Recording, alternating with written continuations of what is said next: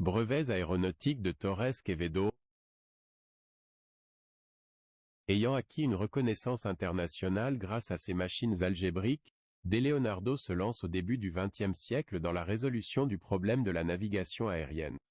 Ses études se concrétiseront, en mai 1902, par le brevet français « Perfectionnement aux aérostats directionnels » qu'il présente, accompagné d'une note complémentaire, aux académies de Paris et de Madrid.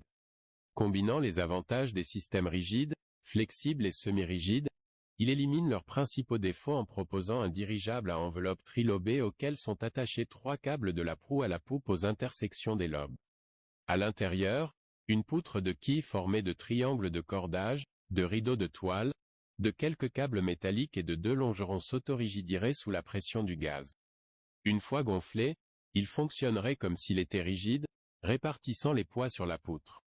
Mais De Leonardo a apporté une solution complète au problème de la navigation aérienne.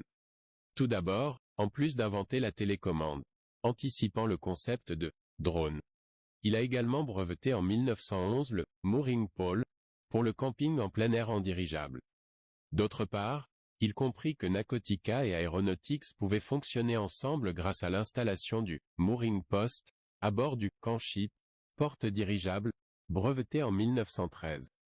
La même année, il propose au ministère du Développement un hangar gonflable qui, bien qu'il n'ait jamais été construit ni testé, fait de Torres Quevedo un pionnier de l'architecture gonflable.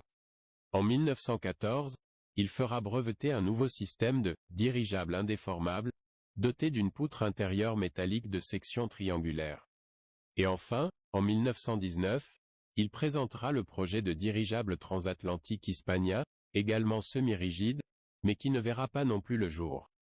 Anticipant les avertissements des autorités britanniques, il résout le problème du contrôle à distance en présentant le Telekino, en 1902 pour protéger des vies humaines lors d'essais avec des dirigeables. Et, en juillet 1906, il déposera le brevet définitif pour un nouveau système de ballon fusiforme déformable, le système autorigide, dans lequel sont éliminés les éléments métalliques de la poutre intérieure, désormais formés uniquement de triangles de cordes.